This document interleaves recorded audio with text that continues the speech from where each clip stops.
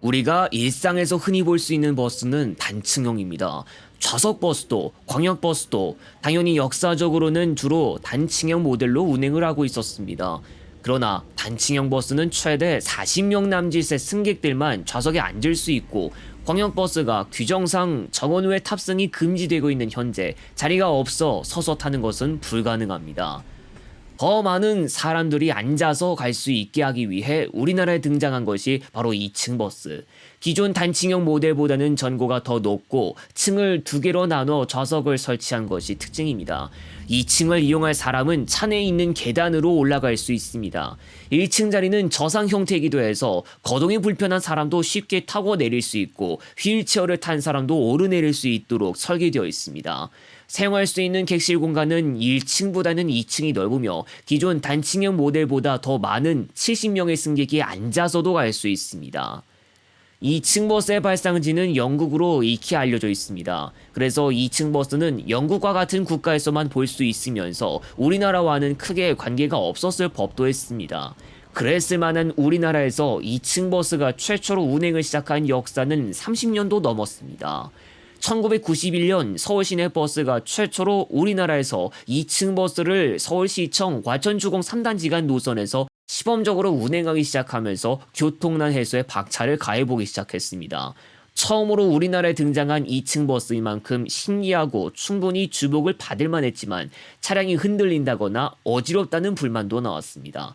2층 버스를 운행하던 승무사원도 좀 부정적인 반응을 보였는데, 당시 도입된 차량의 전고가 4.19m지만 육교 등 시설물 높이가 4m를 겨우 넘는 것도 있었고, 지장이 발생할 염려가 있어 서울 시내 버스의 전 노선을 2층 버스로 운행할 수 있을지 잘 모르겠다고 했습니다.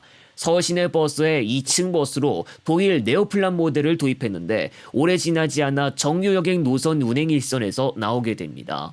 그동안 2층 버스는 시티투어 버스에서 조금이나마 활약하기도 했지만, 정규 여객 노선에서 다시 등장할 일이 없었다가 2014년 경기도가 추진하면서 다시 가능성이 열리기 시작했습니다.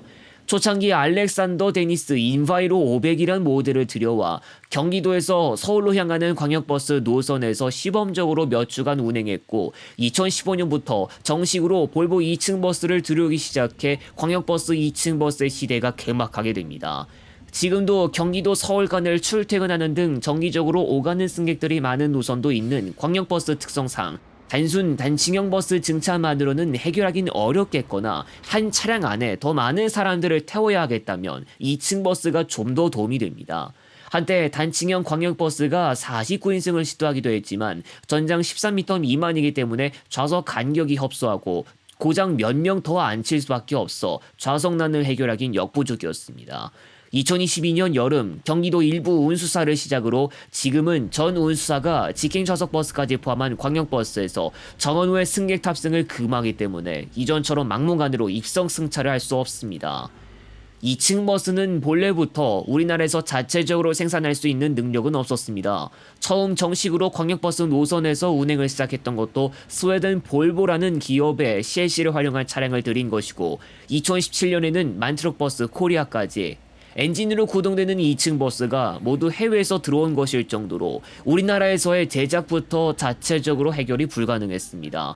그동안 유로산 버스가 정규 노선에서 운행되지 않았던 우리나라에서 볼보와 만트럭버스 코리아 버스가 공도에서 주행하기 시작하면서 충분히 주목을 받았고, 브랜드와 차종의 다양성까지 보장된 듯 했습니다. 광역버스는 현대자동차나 대우버스의 단층형 고급 좌석 버스 모델밖에 없었기 때문입니다. 경기도 광역버스 이외에는 군산 시내버스에도 만트럭버스 코리아 2층 버스를 2018년부터 도입하여 운행하기도 했습니다. 모처럼 2층 버스를 통해 다시 한번 우리나라에 들어온 유럽산 모델. 그러나 정식 운행을 시작한 지 고작 몇 년 만에 문제가 터지고 말았습니다. 만트럭버스 코리아와 관련해서는 이전에 공개한 수입산 버스의 수리와 공급망 문제에서도 언급했던 바와 같이 2019년부터 2021년 5월까지 경기도 운수사를 통해 여러 차례 문제가 보고됐습니다. 만트럭버스 코리아 2층 버스는 운행 도중 큰 사고를 당할 뻔했습니다. 2021년 5월 11일 고속도로를 운행하던 한 광역버스는 주행 중 엔진 시동이 꺼졌습니다. 환성을 이용해 갓길로 세워서 사고를 피할 수 있었지만 급제동이라도 했다면 참사가 발생할 수도 있었습니다. 이 당시 트럭과 공유하는 문제로 상용차에서는 엔진 문제가 일어나고 있었는데 당시 오일 세퍼레이터와 EGR과 관련한 결함이 직간접적으로 연관되어 결함이 발생하고 있었습니다. 몇 년 전만 해도 트럭에서조차 엔진 문제가 발생했다고 알려지는데 이른바 엔진 깨짐 현상이 발생해 차주가 수리를 받았지만 또 얼마 안 가 같은 일이 벌어지기도 했습니다.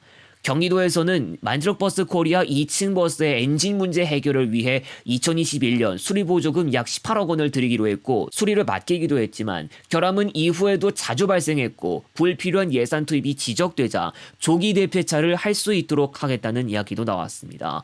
2026년에도 만트럭버스 코리아 2층 버스가 운행되는 모습을 볼 수 있기도 하지만 노선버스가 내구연한 규정상 9년을 쓰거나 그보다 조금 더 연장해서 사용했다가 대폐차를 해야 하기 때문에 만트럭버스 코리아 2층 버스가 더 버틸 수 있을지는 크게 의미가 없게 됐습니다. 군산 시내버스가 2018년 들인 만트럭버스 코리아 2층 버스도 결국 문제를 피하지 못했는데 2023년 당시 군산시 관계자는 부품 수급의 어려움을 밝히기도 했습니다. 2층 버스도 결국 국내 생산을 가능하도록 하는 사업을 추진했고 이후 현대자동차가 일렉시티 더블데커를 출시하기에 이르렀습니다. 기존 볼보나 만트럭버스 코리아의 2층 버스와는 달리 배터리를 충전해서 움직이는 전기 버스로 개발됐다는 것이 특징인데 현대자동차가 일렉시티를 포함한 각종 전기 자동차를 시장에 내놓기도 하면서 전동화에 박차를 가하는 행보를 보이기도 했습니다.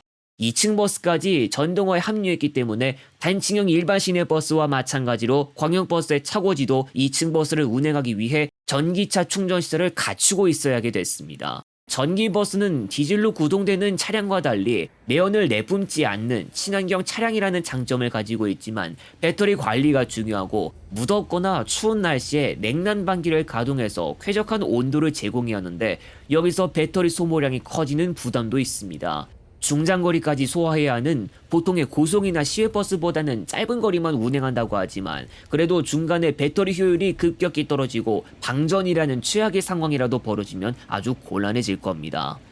일렉시티 더블데커는 지난 2023년 고향의 운수사가 도입한 차량이 첫 운행을 시작한 지 하루밖에 되지 않아 배터리 방전으로 시동이 꺼지면서 생산 공장으로 입고됐고 비슷한 시기 수원과 화성에서도 동일한 문제가 발생했습니다. 고양과 수원, 화성에서 총 8대가 도입됐는데 7대에서 문제가 발생할 정도로 불량률이 높은 곳으로 나타났자 경기도가 현대 측에 항의하고 차후 납품할 예정인 전 차량에 대한 재검수도 요청했습니다. 현대 측은 DLDC 정경 용량 초과로 인한 전류 제한으로 시동 꺼짐이 발생한 것으로 파악됐다고 하면서 DLDC 용량 증대와 전원 배분 재정립을 통해 문제를 해결했다고 밝혔습니다. 그로부터 약 2년밖에 되지 않아 또 문제가 터졌습니다. 일렉시티 더블데커를 운영하고 있는 산업 현장에서 휠 모터와 배터리 냉각 장치 고장이 잦고 개선품을 교체해도 고장이 재발하거나 절연 부품 내구성 부족으로 리콜된 사례가 나왔습니다.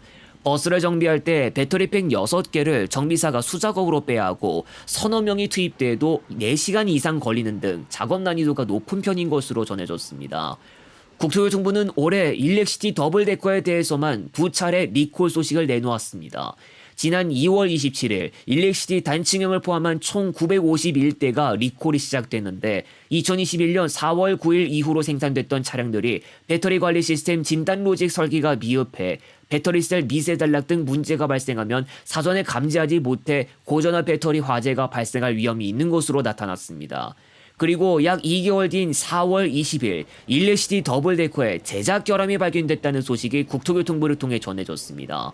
2021년 3월 2일부터 제작된 총 202대가 특정 노선에 대한 차체 설계 검증이 미흡했고 가운데 문 상단부 차체 구조물 균열 발생이 가능해 외부 패널이 처질 수 있는 것으로 나타났습니다.